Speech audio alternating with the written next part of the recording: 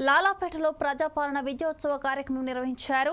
ఈ కార్యక్రమంలో సికింద్రాబాద్ నియోజకవర్గ ఇన్ఛార్జ్ ఆదం సంతోష్ పాల్గొని మహిళలకు చీరలు పంపిణీ చేశారు.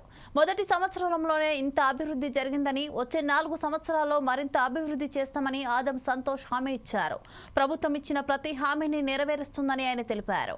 మహిళలకు ఉచిత బస్సు, 200 యూనిట్ల వరకు ఉచిత కరెంటు, 2 లక్షల వరకు రుణమాఫీ చేశారని వెల్లడించారు. దేశంలో ఎక్కడా లేని విధంగా రైతులకు ఈ ప్రభుత్వం రుణమాఫీ చేసిందని అన్నారు.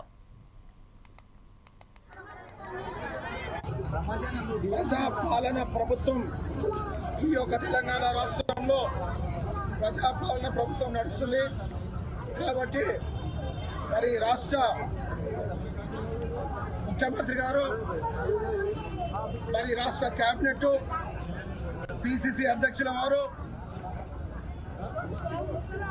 10 రోజుల పాటుగా ఈ ఒక్క తెలంగాణ రాష్ట్రంలో ప్రతి కాన్స్టిట్యున్సీలో మరి పండుగ వాతావరణం చేసుకోవాలని ప్రజాపాలన ప్రభుత్వాన్ని ప్రజల వద్ద తీసుకెళ్లాలని మరి నిర్ణయించడం జరిగింది.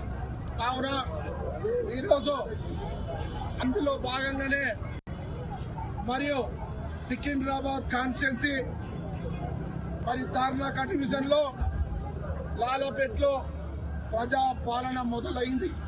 కావున గత ప్రభుత్వం చేసింది ఏంది, మరి ఈరోజు రేవంత్ రెడ్డి గారి ఒక ప్రభుత్వం చేస్తుంది ఏంది అని ప్రజలకు తెలియజేస్తున్నాం. కావున గత ప్రభుత్వం మొత్తం కూడా లక్షల కోట్లు అప్పులు చేసి మరి మా ఒక్క ప్రభుత్వానికి పెట్టింది. కావున ఆ అప్పులు కట్టుకుంటా మరి ప్రజల వద్దల పాలన తీసుకెళ్తున్నాం.